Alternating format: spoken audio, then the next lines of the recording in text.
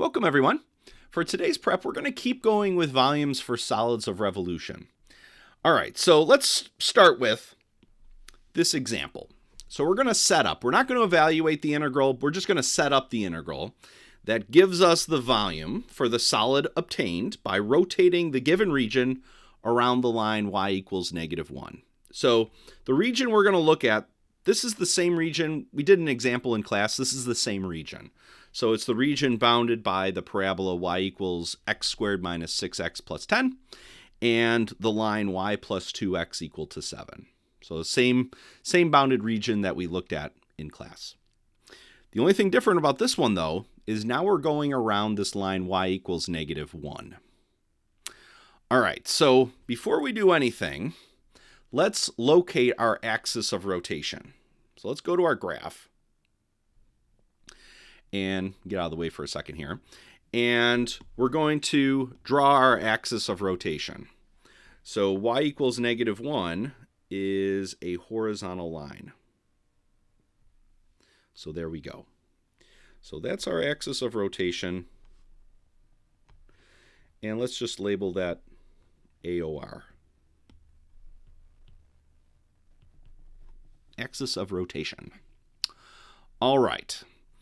So our first step then, once we have that axis of rotation identified, our first step is to do our cross-sectional cut.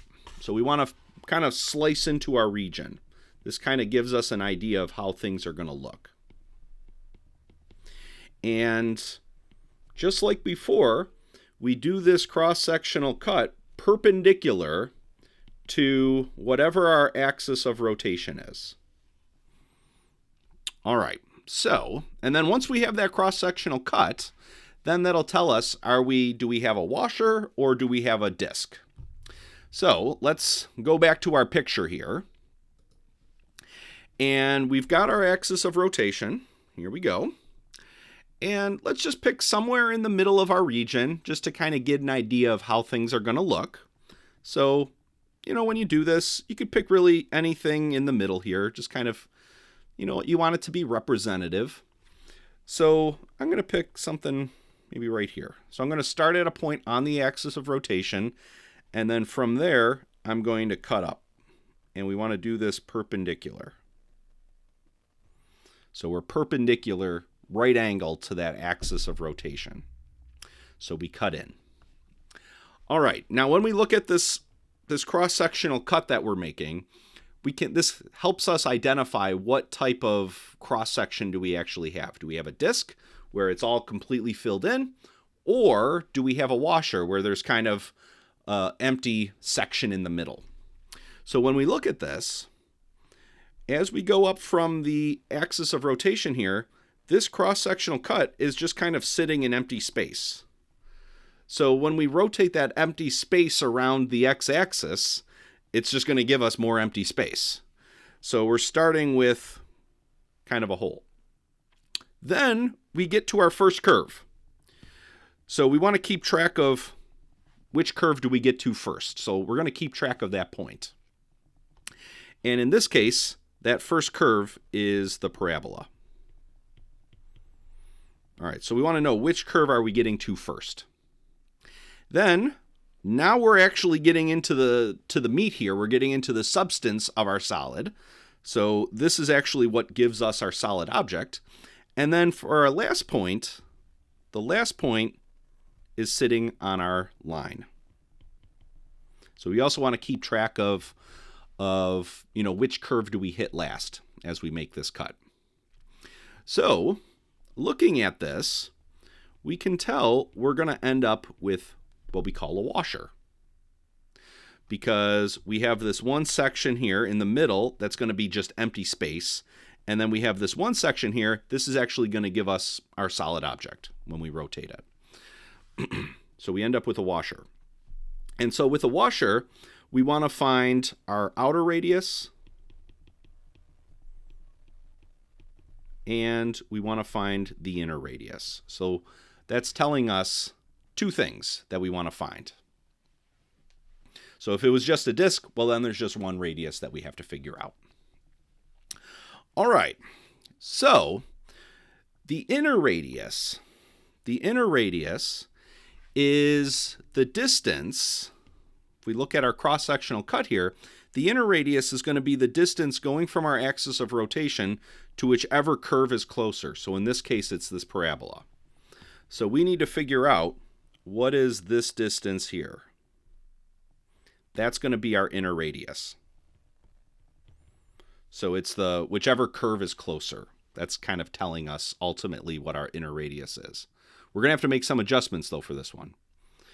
Then our outer radius is, again, the distance going from our axis of rotation, but up to whichever curve is kind of further away. So in this case, it's that line. I don't know what happened there.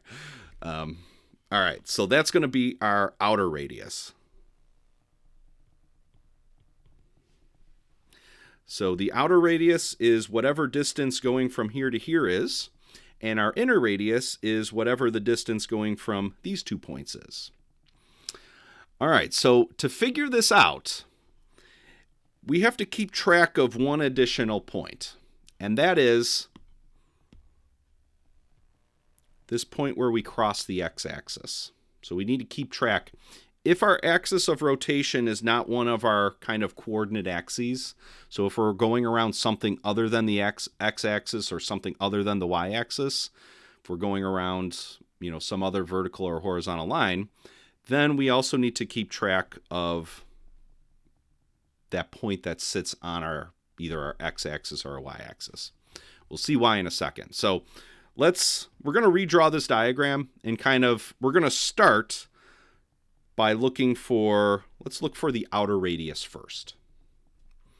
All right, so we're going to try to find all of this. So this is step 2. We want to get our different radii here.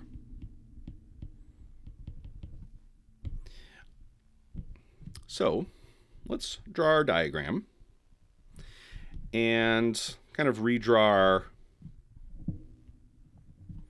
axis of our cross-sectional cut. So we have this point that was sitting on our x-axis, and then we kind of cut up from there. And we're going to start with our outer radius. So we want to keep track of that point that we hit last. And we know that somewhere along the way, we crossed our x-axis. So we want to keep track of where that point is on our x-axis. All right. So what are we trying to do? Well, again, we want to find, for the outer radius, we want to find this total distance. This is what our outer radius is.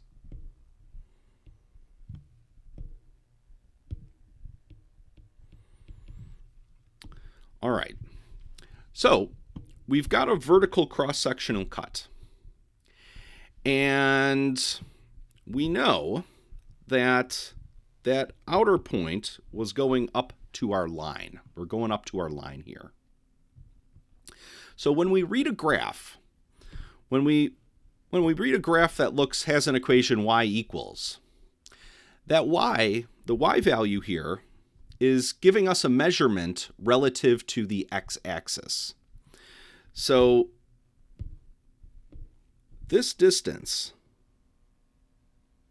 going from our x-axis to our curve,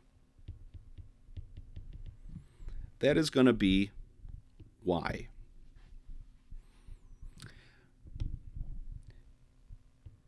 So we have an issue here. We're kind of missing this one little section.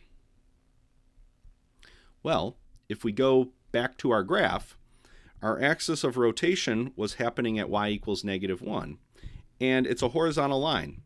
So the distance between any 2 points on the x-axis and this axis of rotation, they all have a kind of a fixed distance. So they all have a distance of 1 unit. So we know the distance going from our axis of rotation to our x-axis there is 1. All right. So what we have here is just kind of a little measurement calculation that we have to do. We know that the distance between our axis of rotation and the x-axis is 1. And then from there, we know the distance between our x-axis and our line. It's a vertical distance, so it's given as y. So if we go up to our line equation, which is, well, right over here, y plus 2x equals 7, we just have to figure out what is y. So we just need to solve this for y. And we've done this before when we looked at this example in class, but we just subtract 2x from both sides. And we get y is equal to 7 minus 2x. So this 7 minus 2x, this is telling us what this distance is, going from the x-axis up to that point on the curve. So we have it now. The outer radius is just going to be 1 plus y. And actually, let's do it up here.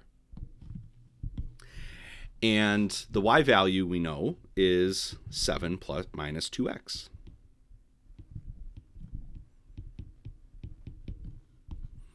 So again, that y value is the y value from our line equation. And we're using our line equation here because that's the point that was further away from our axis of rotation. All right, so now we want to play the same game. And actually, well, since we're talking about it, let's simplify this down. So we can actually simplify, and we end up with 8 minus 2x. So add the 1 and the 7. All right, so now we want to find our inner radius. So for our inner radius, this is where we are keeping track of that second point. So get out of the way for a second. And for our inner radius, we're going from our axis of rotation up to our parabola, the point that was closer. All right, so let's draw that down. Here we go. And again, we still want to keep track of that point that sits on our x-axis. So the goal here is to figure out what is the distance going from our axis of rotation up to that point on our parabola. And that we're going to call our inner radius. Now the issue is, when we make measurements, every measurement that we make when we talk about functions is relative to the x-axis. So right now, we only know, if we just use our function, the function itself is only telling us the distance going from the x-axis up to that point on the curve. So that's what y tells us. It's a vertical distance, so we measure vertical distances with y, essentially. So that only tells us this portion. But like before, the rest of this part that's missing, well, that's just going from our x-axis down to our axis of rotation. And again, all of those points, you pick one point on the x-axis, you pick the corresponding point on the y equals -1, it's always going to have a distance of 1 unit. So there's a distance of 1 unit here between these two lines. So we know that this missing distance is 1. All right, so just like before, we want the total distance here going from our axis of rotation up to our parabola. We know part of it is 1, and we know the other part is y. So let's fill it in, 1 plus y. Now, our outer, or our inner function in this case, is the function from our parabola. So we want to go up to our parabola, and this one's already in the form y equals, so we don't have to make any adjustments, and we can just fill that in. So we end up with 1 plus x squared minus 6x plus 10, and again, it's rolling away, and then just simplify. So we end up with x squared minus 6x plus 11. All right, so we've got our inner radius, we've got our outer radius. Now this is the easy part. So getting these radii here, this is usually the difficult. It's kind of, there's a lot of things going on. It's kind of hard to picture. But now that we have those, we're ready to set up. So we're ready for our area. And in this case, our area function will be in terms of x, because that's what our radius here, or radii here, are in terms of. They're in terms of x. So we do pi times our outer radius squared minus pi times the inner radius squared. So again, we're finding the area for our outer circle, and then we're drilling a hole through it. So we're removing the area for the inner circle. And if we actually fill in what these two functions are, we're going to end up with 8 minus 2x squared, and then minus pi times x squared minus 6x plus 11 squared. All right, so now we're ready to set up our integral that will give us the volume. So we're not going to go through and actually do the antiderivative and all of that. We're just going to set it up. So the volume here is going to be the integral of our area function. And if we fill in what we just found, we get pi times the 8 minus 2x squared minus pi times x squared minus 6x plus 11 squared with our dx at the end. And we're putting dx at the end because we're going to be integrating with respect to x, because our functions here are all in terms of x. All right, so now we do have to find the limits of integration. And we did this before. So this was the same region that we looked at before. And what we found for our intersection points here, the intersection point here was 1, 5. So we did that algebraically, actually. So you'd actually want to compute this by, like we did, set the two functions equal to each other and then solve for x. So the x coordinate here was 1, and then the corresponding y coordinate there is 5. And then for our second intersection point, we're 3, 1. All right, so to figure out the limits of integration then, once you have those intersection points, like we found before, then you just kind of imagine sliding this cross-sectional piece. You want to slide it back and forth, and you want to know how far in both directions can you go. So I can only go so far before, once I get to that intersection point, I don't want to go any further because my region doesn't extend past that. And same thing, I don't want to go past this other intersection point, so that's as far as I want to go in that direction. And since we're setting up our integral in terms of x, we're using our x coordinates here for our limits of integration. So we're going to integrate where we go from 1 to 3. And there we go. So if we were actually going to kind of go further with this, we're not going to. But the way to handle this integral is probably the best way is just brute force. Multiply all this out. Multiply all this out. And then combine like terms. And then you're just going to have a polynomial. If you want, you can factor the pi out from everything. So you'll just have pi times a big polynomial. And then, power rule and stuff. All right, so in class, we're going to try a few more examples where we, just like this one, where we change our axis of rotation, where maybe we're not going to go around just the x-axis or just the y-axis. So we'll see you then. Bye-bye.